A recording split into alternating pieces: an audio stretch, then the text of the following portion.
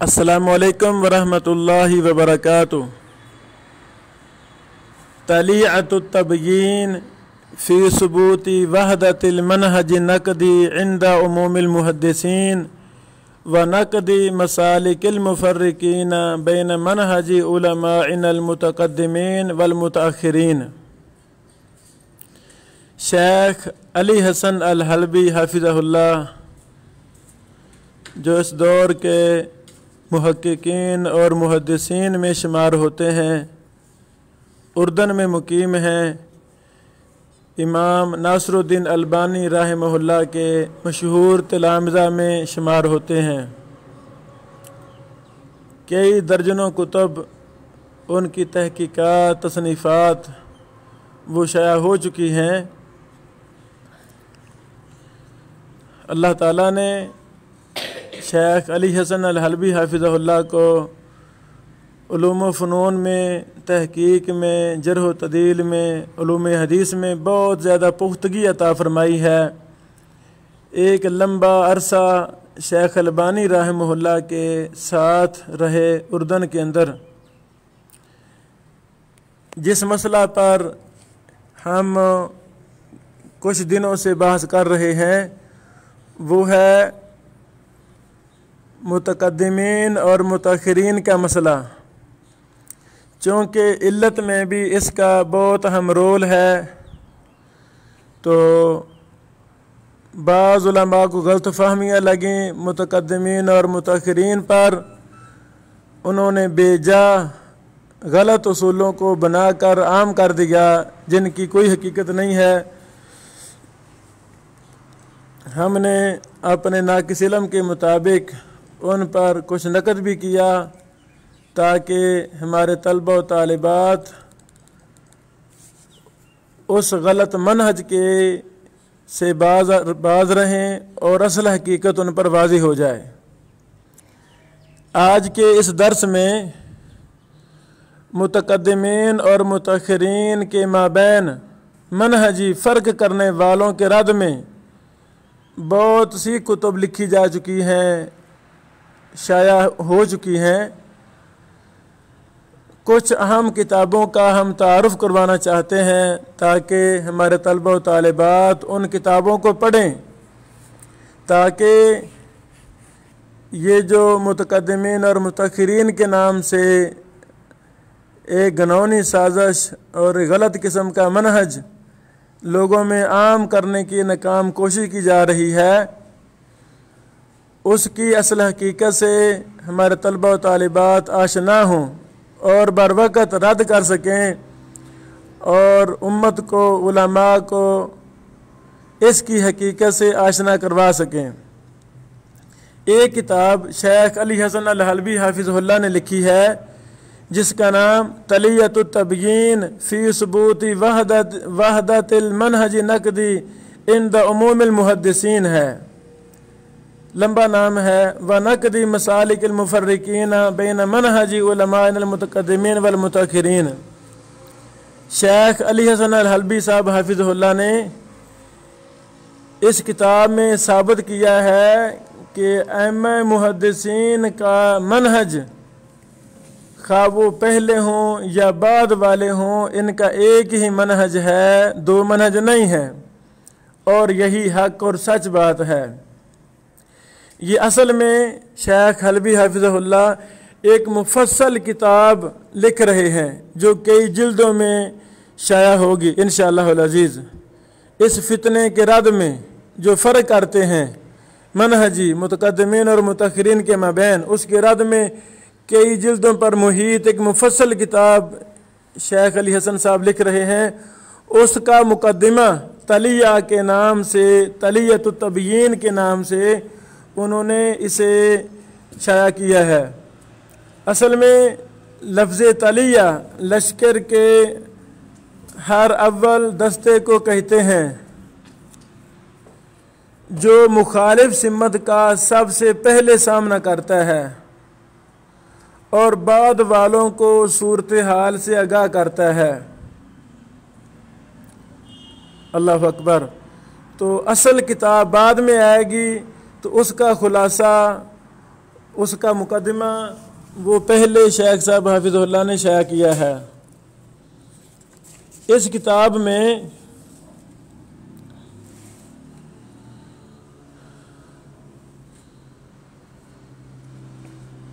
یعنی 4 نکات پر یہ کتاب مشتمل ہے۔ پہلی بات، تاکہ ان کے اقوال انہی کے لیے الزامی طور پر پیش کیے جائیں۔ نمبر 2، اس تفریقی سوچ کے قائلین کا تناقض اور تعارض واضح ہو۔ نمبر 3، اس منہج کے قائلین کے نظریات اور تطبیقات میں موجود خلا سامنے آئے۔ نمبر 4، قارئین کتاب کو اندازہ ہو کہ ہم ان لوگوں کے افکار سے تفصیلی طور پر واقف ہیں اور اس طبقے کی علمی و تحقیقی کاوشوں سے ہم ان میں سے بھی بعض لوگوں سے زیادہ باخبر ہیں۔ اللہ اکبر۔ یعنی شیخ علی حسن الحلبی حافظہ اللہ نے اس کتاب کی تیاری میں فریق ثانی کی طرف سے بہت زیادہ نقولات ان کی باتوں کو ذکر کیا ہے۔ مطبوعہ کتابوں سے ہٹ کر انٹرنیٹ اور سوشل میڈیا کی بحثوں سے کے بھی اقتباسات لیے ہیں۔ اللہ اکبر۔ شیخ صاحب حافظہ اللہ نے اس کتاب میں جو منہج اپنایا ہے، جو دلائل و براہین دیے ہیں، اس کتاب کے تعارف پر ہمارے محترم فضیلت مآب حافظ خضر حیات المدنی حافظہ اللہ نے ایک مضمون لکھا۔ یہ مضمون بھی ہمارے سامنے ہے اور تلیۃ التبیین کتاب PDF کی شکل میں وہ بھی ہمارے سامنے ہے۔ شیخ صاحب حافظہ اللہ نے جو اس کتاب میں سوچ و فکر منہج دیا ہے، کچھ تفصیل ہم بیان کرنا چاہتے ہیں۔ ابتدا میں مستقل عناوین کے تحت خیر القرون کی فضیلت، متقدمین علماء کی بلند شان کا ذکر کیا ہے۔ پھر اس حقیقت کا بیان کیا ہے کہ الفضل للمتقدم اور کم ترک الاول للآخر جیسے حقائق ایک دوسرے سے متعارض نہیں ہیں بلکہ متناسق ہیں۔ کتب تاریخ اور تراجم سے کئی ایک مثالیں ذکر کی گئی ہیں کہ کس طرح علماء کرام ایک دوسرے سے علمی بنیادوں پر اختلاف رکھتے تھے اور اصغر و اکبر کی تفریق کے بغیر حق بات کی طرف رجوع کر لیا کرتے تھے۔ منہج متقدمین و متاخرین میں تفریقی سوچ رکھنے والے اہل علم میں اس منہج کی تاصیل و تعریف میں شدید اختلاف ہے، بلکہ بعض دفعہ ایک ہی مصنف ایک ہی کتاب میں متعارض باتیں کرتے پائے گئے ہیں۔ کتاب میں یہ ساری باتیں قدر تفصیل سے آ گئی ہیں۔ چیدہ عناوین کو اردو میں ذکر کرتا ہوں تاکہ کتاب کے تعارف میں ممد و معاون ثابت ہو سکیں۔ تفریقی دعویٰ کی سلبیات، متاخرین کے منہج سے اختلاف کرنے والے در حقیقت ان کی ہی علمی کاوشوں کے اسیر ہیں۔ مزعومہ منہجی تاصیل کا لازمی نتیجہ ہے کہ بعض کبار متقدمین کو متاخرین میں شمار کیا جائے۔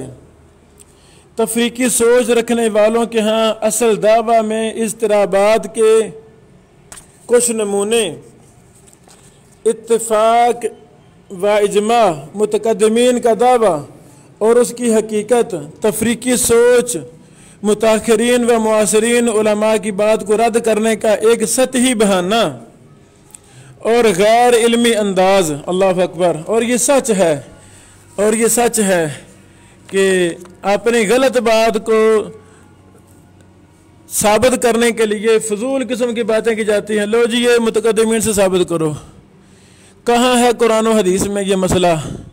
کیا اس کی دلیل ہے کہ جو متقدمین کہہ دیں وہ حق اور سچ ہوتا ہے؟ کیا اس کی اتھارٹی کوئی ہے ہمارے پاس؟ اللہ اکبر۔ بس اللہ تعالی ہدایت عطا فرمائے۔ یعنی تفریقی سوچ متاخرین و معاصرین علماء کی بات کو رد کرنے کا ایک سطحی بہانہ اور غیر علمی انداز ہے۔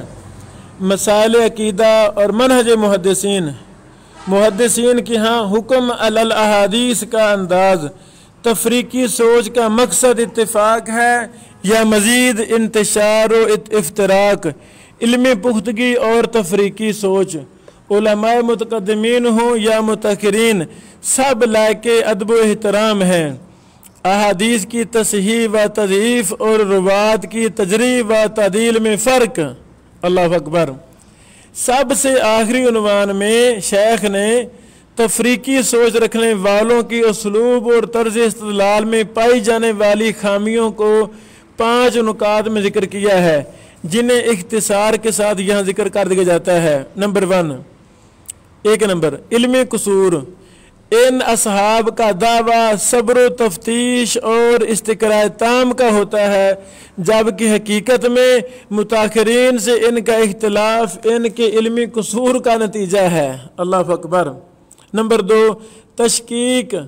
جب ان کے استدلالات اور تحصیلات کے خلاف ان کے کسی من پسند امام کی بات آ رہی ہو تو اس قول کی صحت یا کتاب کی نسبت میں تشکیک پیدا کرنے کی کوشش کرتے ہیں، اور یہ سچ ہے کتنے زیادہ ان کتابوں کو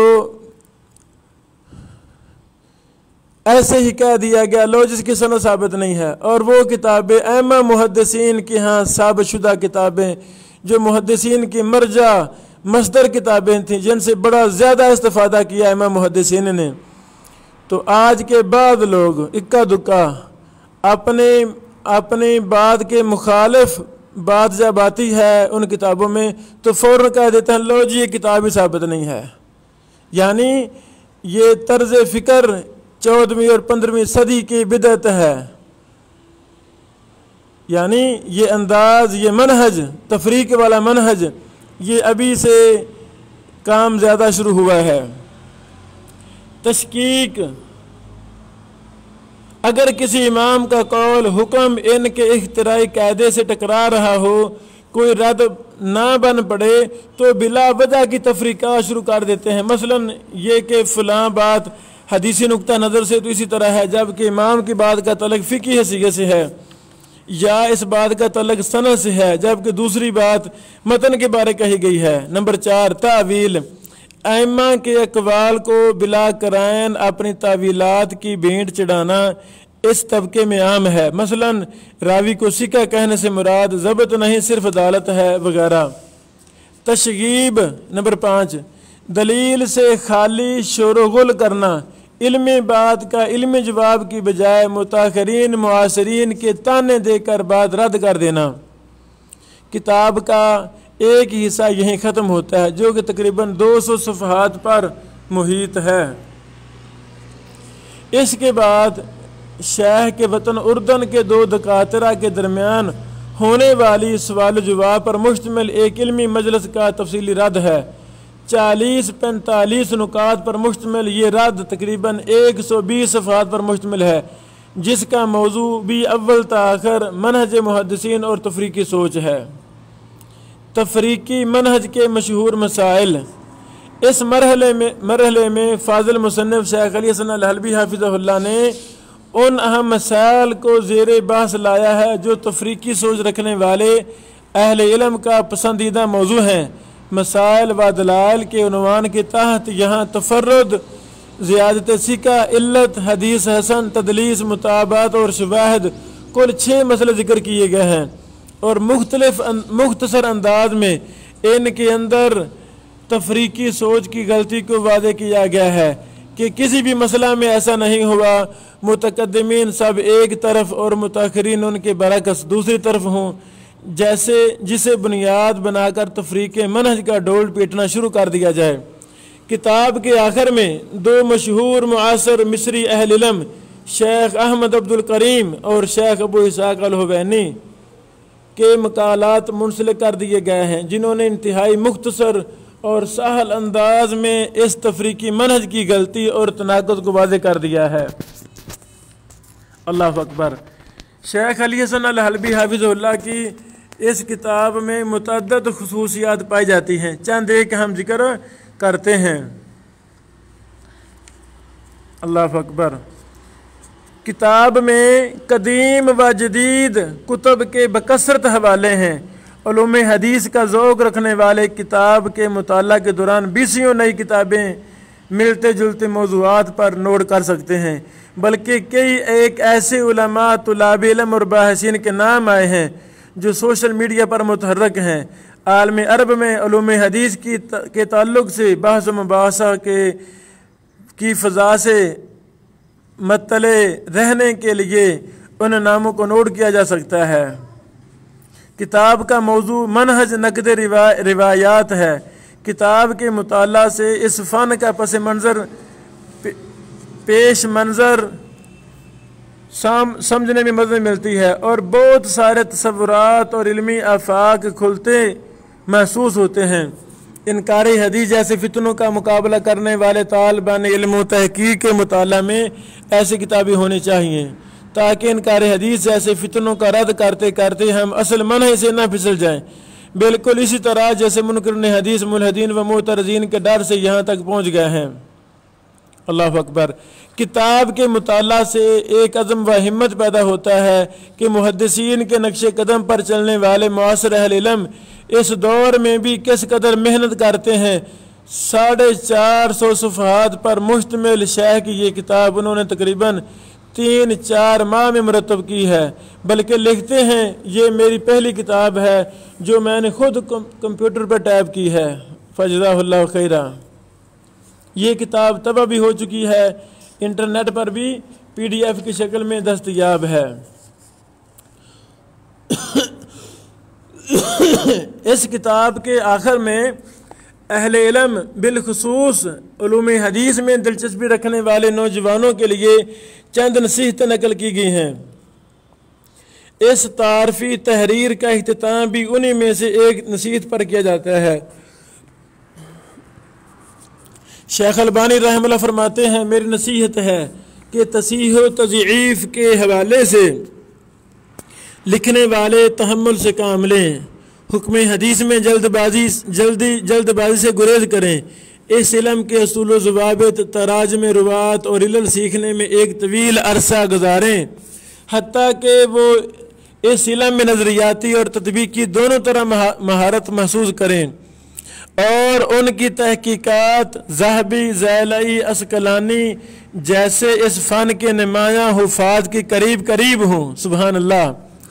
طالبان علوم حدیث کو میری یہ نصیحت ہے تاکہ ہم ایت لا تقف ما لیس لک بہ علم کے مصداق نہ بنیں اور ہمارا حال انگور بننے سے پہلے منقع ہونے کا دعویٰ کرنا والا نہ ہو اور ہم کسی چیز کی قبل از وقت حصول کی کوشش اس سے محرومی کا سبب بن جاتا ہے۔ سبحان اللہ۔ کا شکار نہ ہو جائیں۔ ساتھ ہمیں یہ قول بھی یاد رہنا چاہیے، نبی کریم صلی اللہ علیہ وسلم کے علاوہ کوئی بھی معصوم الخطا نہیں ہے۔ ہر ایک کی بات اختیار بھی کی جا سکتی ہے اور چھوڑی بھی جا سکتی ہے۔